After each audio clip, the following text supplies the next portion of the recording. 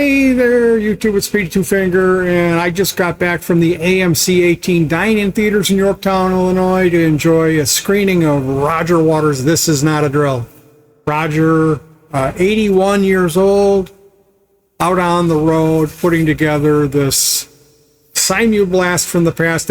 This tour, so my personal history, I've never missed a Waters tour. The first time I saw him was July 26th, 1984, at the Rosemont Horizon. The last time I saw Waters was July 26th, the same date. How do you like that? But 2022. So it was 22 plus 16. It was a lot of years later. And boy, I can't tell you how much I enjoyed that show. Now, he ended up touring over in Europe, and when they were in Prague, he did a simulcast, so you could go to the theater and watch the performance as it occurred live, broadcast from Prague. And we went. My wife and I went to that. Do you remember when that was? Yeah. What probably would have been 2 years later. I'm guessing it was 2024. Well, at this point, Waters has come up with a new edit, and it's also processed in 8K. So the picture quality is fabulous. And what I noticed about tonight's performance, specifically, like the audio was really something special.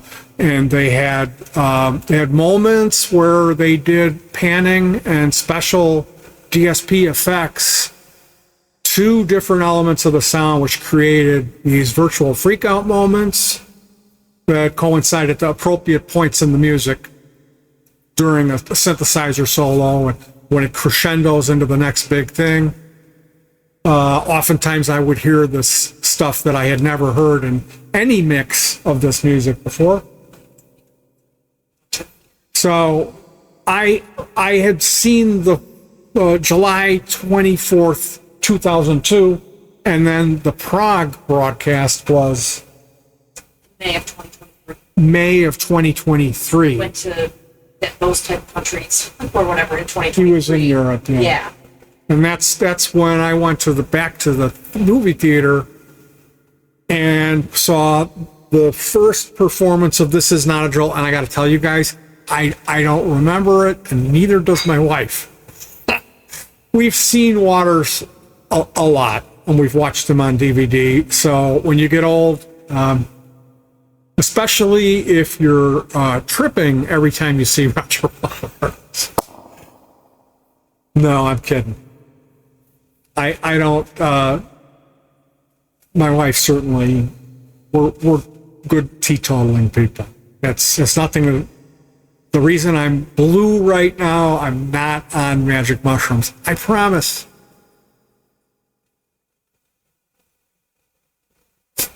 So, yes, it's my review. Unbelievable. This is Roger Waters' finest moment. He's more personal and more personable. He's on the mic. He's telling stories. He's utilizing text, bold text, to narrate us through this journey we take with him, his musical journey, and the points that he's proving. And it's really well done. He wraps up hits it out of the park with right off the bat, we get Comfortably Numb and Another Brick in the Wall out of the way. Those are the first two pieces of music in Roger. I applaud the set list decision. Could not have made me happier.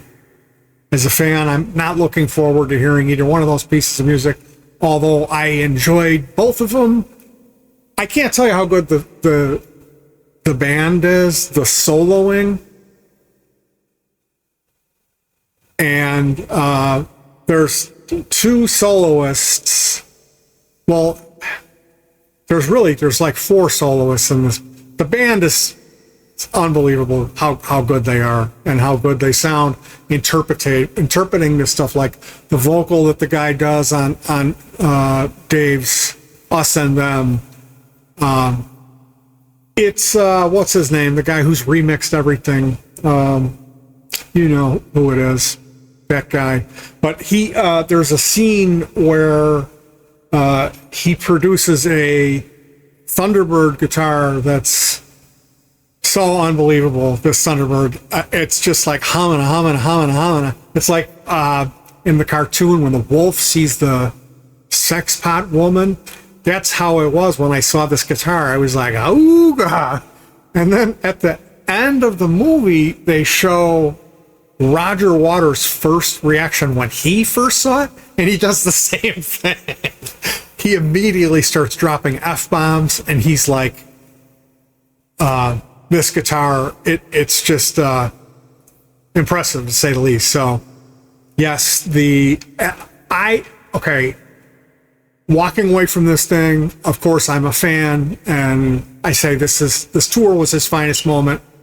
Well, the video, it's really hard for me to believe that this stuff was shot just at Prague. It seems like he shot every show of the tour, and they used every golden moment. See, like when you film, if you're a person who's ever been behind a camera, you know, you shoot this stuff and you think, oh, this is great. And then when you get it home, a lot of it's bad.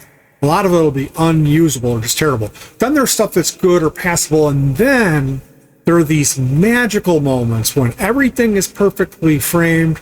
The camera movement suits the emotive, whatever's the speed that the scene is actually going at. It all comes together. The lighting is correct. The contrast is correct. The performance is correct. The performer will do something. There'll be a gleam in his eye off the stage light, and you catch these brilliant moments on film. Well, that's what it seemed like. What I watched tonight was just a collection of money shots, really good editing. It's really fast paced. You don't see David Gilmour. And people were complaining like he edited him out. Well, of course he did. Of course he did. What's he going to do? You want to see Polly Sampson naked dancing up there? I don't. And speaking of naked ladies, his backup singer, he's got two of them. And I didn't think the one was like, I don't know, she's a bit much or something about her bothered me. She is like a perfect, like a Greek painting, statuesque woman, they say. She was, the way that they had her made up and the way that they had her lit. I did a 180 on her. I like that. His backups. She's kind of big. She's got red hair, but easy on the eyes. And man, did their singing. He had that those two skinny blondes with the silver wigs, and they were great. I really liked them a lot. Then they were gone, and he has an African American woman and this redhead, and I was like, eh. Well, the third time of me seeing this now, it all really came together, and I think the stuff that they did with the sound of it to have these trippy moments, even though it was live, that's to me what Pink Floyd, when they were at their finest, is what they did. And so hearing Roger pulling that off live is like, yes, this is what we as fans, this is why we fell in love with you. Because there's going to be audio tricks that, you know, make, like people say, oh, you take acid. No, you don't, you don't need it, because all that extra stuff is there for you in the art. It's already supplied. You don't need any brain damaging chemicals to have the experience. So, I gotta say it. Yeah, he got, Comfortably Numb out of the way, and it's a completely different version, which really hits home. That leads to another theme. It gets depressing. It gets it's like the futility in our society and the greed and the way that we have let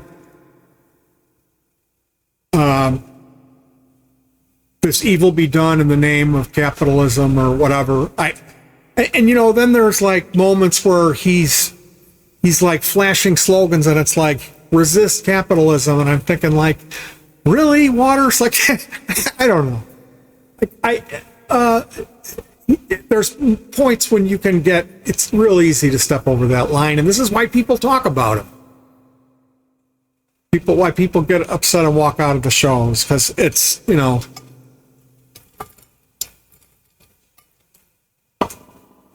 Now, if you're on board with the ideal that capitalism represents corporate greed or the enshittification of everything, then yeah, of course we're down with that.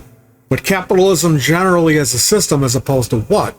You're going to usher in communism? Because a lot of people don't want that either. You know what I mean? It's just Waters really is a ham, and he is like a magician in the theater. He likes to pull these magic tricks. He did this thing in the last the Us and Them tour. Now I'm getting philosophical.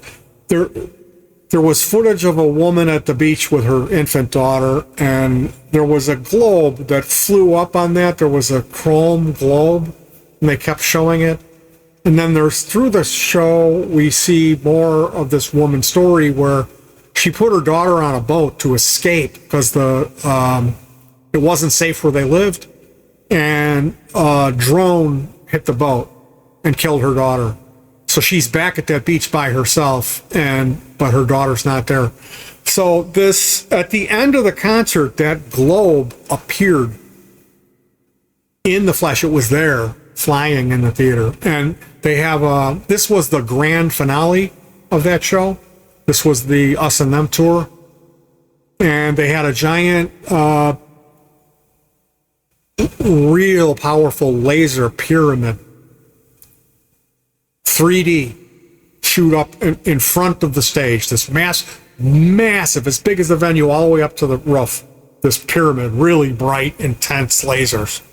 And they're on stands above the people's heads, firing this thing off. And it's got a base, and then there's the four arms going up to meet at the pinnacle.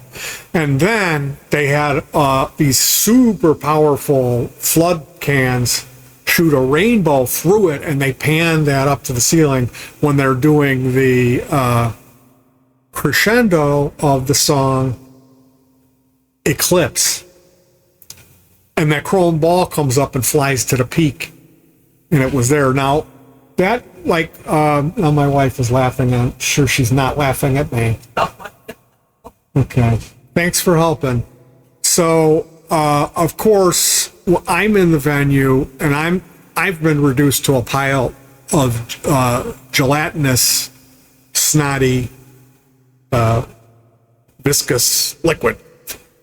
And I'm noticing this chrome ball, and I'm thinking, now what does that really represent?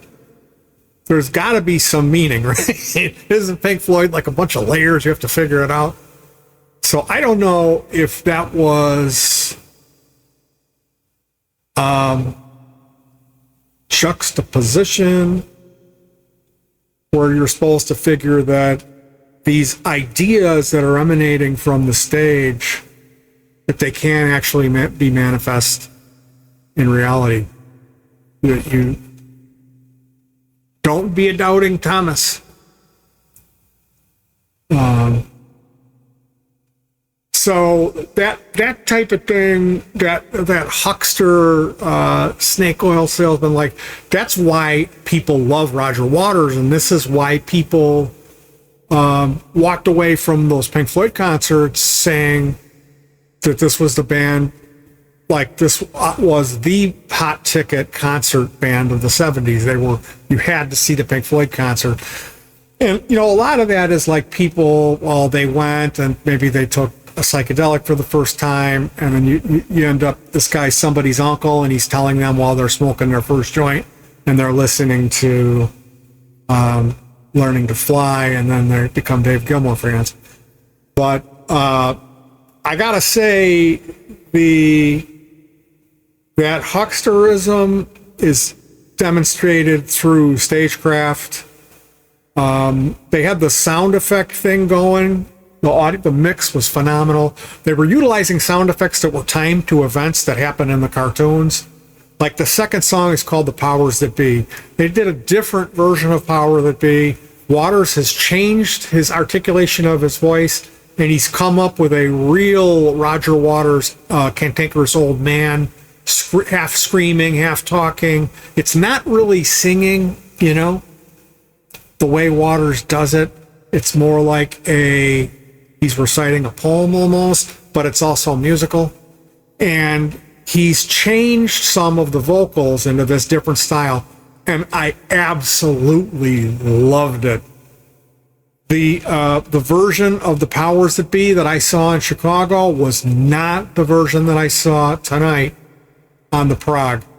So he's changed things. This is my story at the beginning of this, where at the end of the concert, Roger goes out to eat with the band, and then he comes back to the hotel, drinks wine, watches the rushes from that day of the performance, and makes notes. So as the tour progresses, they're changing it. So really, if you want to see a good Waters show, like the third from the last through the last are the ones that I would start watching. The third from the final tour, the third from the final show on the tour. So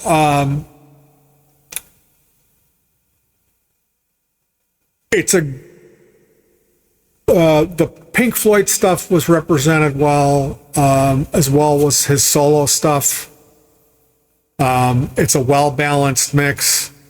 The Pink Floyd stuff some of it was incredible. The solos were just unbelievable.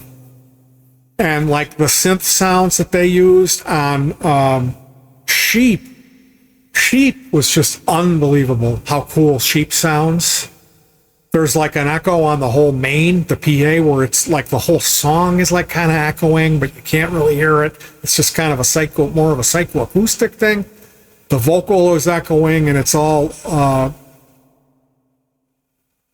it's like everything is synchronized, and it's really densely layered. Any color you like, I just completely lost it. Like that. Actually live, that was better in the nosebleed, seeing this cube, the stage. It was so bright, and it was all changing, and the synthesizers, and it's like you could see the sound coming out of it.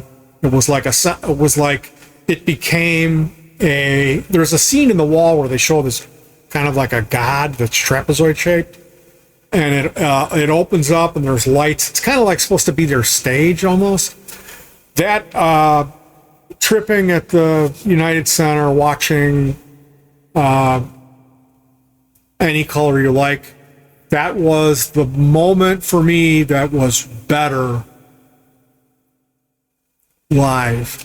But man, tonight's experience, it was called AMC Dine In, and so it's right away when I walked in, it said theater capacity 46. So the seats are like exactly what I'm sitting in now. They were a recliner. I've never been in a theater like this in my life.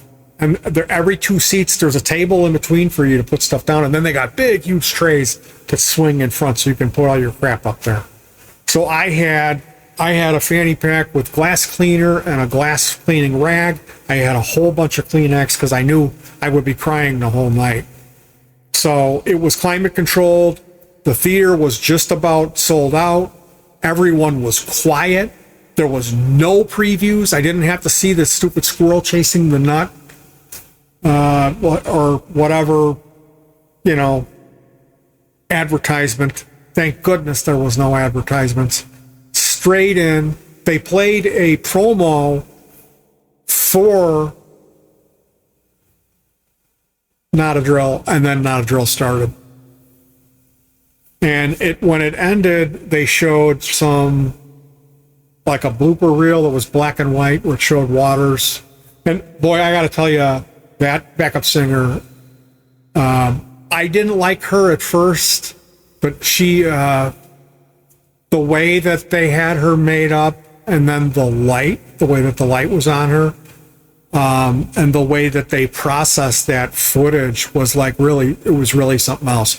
And Waters looks fucking great in it too. For his age, his performance,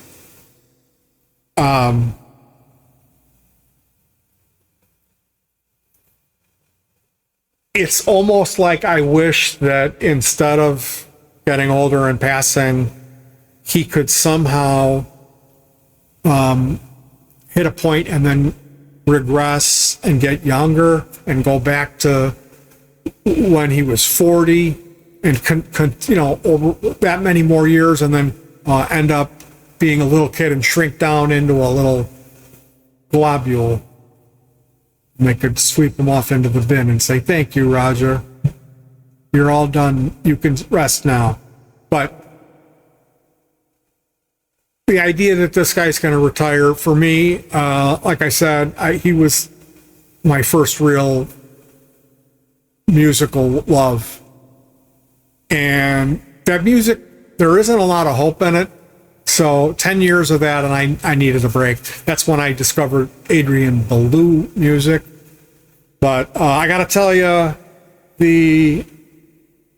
this is Not a Drill concert film was Waters' finest moment, and I couldn't recommend anything higher.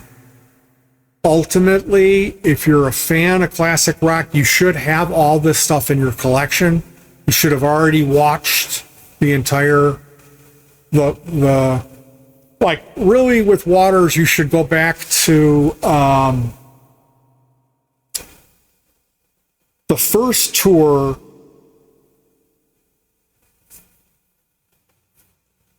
It was called In the Flesh, and he had a guy named Doyal Bramhall III.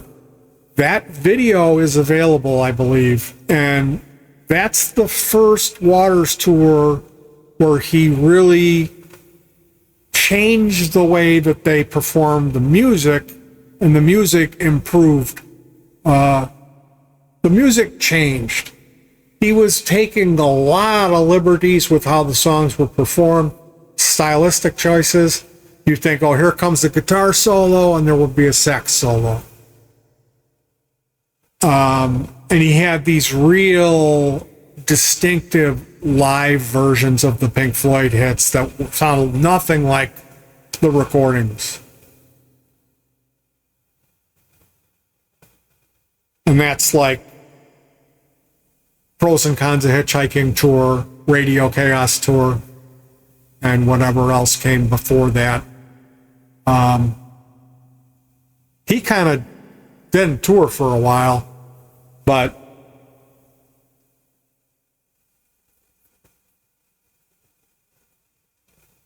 In the Flesh tour preceded the Dark Side of the Moon tour, and then eventually he did a Wall tour. That was 2012. And as far as your collection, if you can get a hold of the DVD copy of In the Flesh, that's worth having, because that band is really hot, and the guitar player, he's something to see. He's a great performer. The Dark Side of the Moon tour DVD, the Wall DVD tour, definitely. That's completely redone and modernized for the Gulf War, and it's really worth your time. Then that brings us up to the last two tours, which was Us and Them, and this is where they had a giant divider came down in between the center of the audience all the way back, and they projected Battersea Power Station and all kinds of psychedelic imagery on that. And that alone in itself, they took a break, and then these klaxon, these sirens go off, and these lights, and this thing dropped down, and they projected on it, and they had like a low frequency sound, and then they started the song Dogs off of Animals. And my brother saw that video, and it blew him away. He was like, I've got to see Roger Waters. I had been telling him since '84, like, dude, the best concerts are the Roger Waters concerts. There's nothing else that even comes close to how cool, if you're a Floyd fan, and he does this theatrical stuff with the light show, and if you're in the right headspace, if you're enhanced, and that doesn't mean drink a bunch of alcohol or take a bunch of cocaine or LSD. Those are all the worst possible things you could do, okay? So he went, the next tour was the one that we're talking about now, Not a Drill, and they drank a bunch of hard liquor, and he said they hated it. He was like, it was terrible, and it was a fraction of what the other tour was, because he wanted to see the klaxons and have this thing come down, that like cocaine paranoia effect of the Dogs guitars coming in, and there wasn't a moment like that in the show. Ultimately, that last tour, it was really good. The finale, the version of Brain Damage Eclipse, the Eclipse part, was better than the Eclipse that he did in Not a Drill. But they don't end at Eclipse. He does another 3 songs, and he does a song he's never played before off the final cut called Two Suns in the Sunset, which is about nuclear war. And he simulates a nuclear war in the venue while you're there, which is something he did in the Chaos Tour, and I had Mushroom Cloud Nightmares for 15 years after that. But I saw that tour 3 times, and I took 3.5 grams of psychedelic mushrooms the last time I saw the tour, and I had a bad trip. So that's why I say you don't need to do any of that stuff. Just go. All right, take my word for it. It's not worth the 15 years of nightmares. But basically, what I'm saying is that version of the last 3 songs, he does part 2 of The Bar, which is a new song, and then they go into Outside the Wall, and the whole band gathers around him, and they sing it, and then they get up and they traipse around, and he introduces them all, and they go underneath the stage, and the cameraman follows them, and they play it one more time, and then he raises his hand and does that, and the show ends.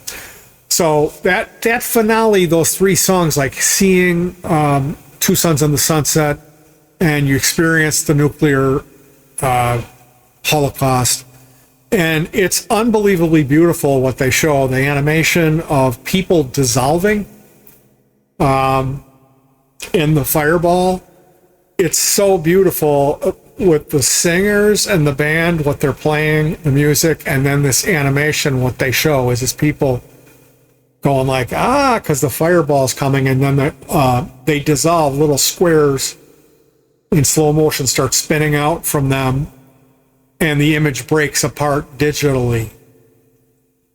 And that was like so powerful. It was so beautiful, and then really fucking scary. And that's like Waters knows how to deliver a message. He's not he's not joking around. And this tour was by far the most effective because he was able to tell this story through this screen that really worked great. The imagery on the screen, the animations, the text on the screen, and then the stuff that he says he tells stories and it fits in with what the themes of the music story that they're telling you.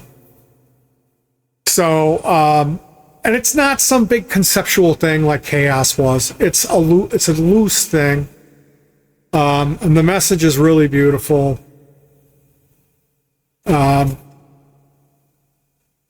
It's so incredibly beautiful. I can't tell you how much I would recommend this piece of art.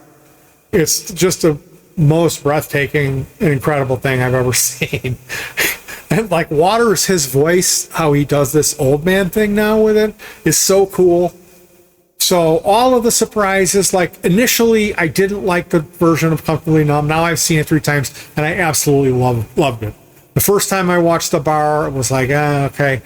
I've seen it enough times to know I absolutely love this new song, The Bar. Same with Is This the Life We Really Want? And all the other pieces of music I wasn't exactly familiar with. But like hearing him bring back the powers that be from Chaos and how they changed that, it's so cool. Because the version that they played at the beginning of the tour was much more similar to the version on the Chaos tour, which is on the Chaos album, but it was still different. Now it's like really different, and they changed the lyrics, something about standing up to the man at the end of it, which was a little corny. And like I said, they have these animations of guys with like weird masks, like gas masks, and they've got high-tech assault weapons, and they're killing people, and the blood splattering. And it's all like real trippy graphics, the way that that's represented. But this time they had sound effects with that was timed out with the music that made it even cooler. So there's all this stuff, these elements that Huckster, stage performer, magician, architect, audio engineer, all of this stuff that Waters adds that are the ingredients that make Pink Floyd so special and what it is. And that was like chef's kiss, perfect mixture on this version of the Drill Tour. So this was the best version of it that I saw sitting in the theater in the company. It was like you couldn't top it. So I've got I could sit and talk about this thing and talk about it and talk about it. Did I tell you how pretty the backup singer was? I'm going to be sleeping on this couch for months now. You tell the kids they have a new mom again. Yeah, they have a new mom. So,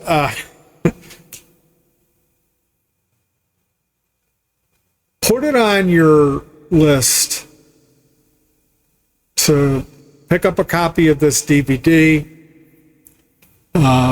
Yes, I went long on this one.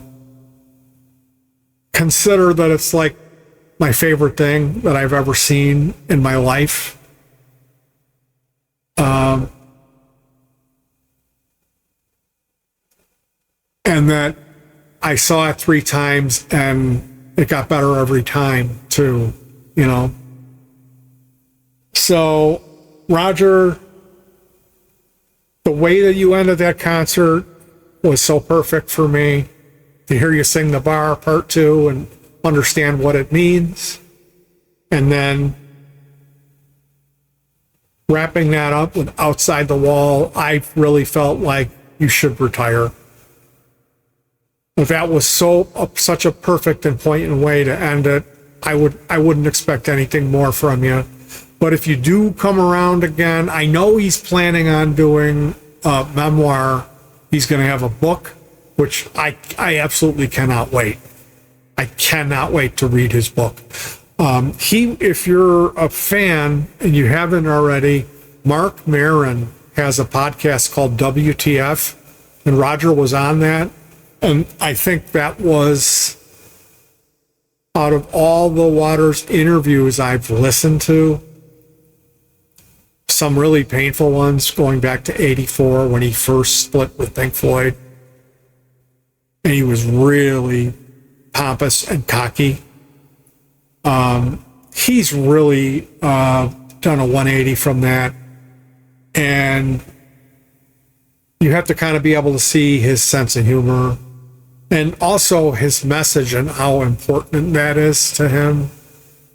So I'm one of these people who's always rooted for him even though I don't agree with his politics 100%. And I think we would do better as a society to give people breaks about that stuff and go back to when we didn't talk about it at the table. Certainly, we all have our own opinion and favorite song, but it seems to me Pink Floyd is one of those things that generally is really, people really have accepted it, and it's part of the American landscape, the art that defined us, who we were. And that whole argument about Dave Gilmour and Roger Waters, it's completely irrelevant to me. But you can bet your ass I'm going to be at the Roger Waters. I can't afford to see Dave. If I could, I'd be there too. So, thank you so much. If I could just pretend here that Roger Waters could see this. He made a huge impact on me as a young man at the time when I needed that the most, when I lost my father. So Pink Floyd has a very personal place in my heart. And I'd like to thank Roger Waters for helping me to maybe be a better person. Anyway, you guys, what I always like to say is hug your pets. That's the most important thing. Before I greet you with the holy word of peace. Can you believe this guy?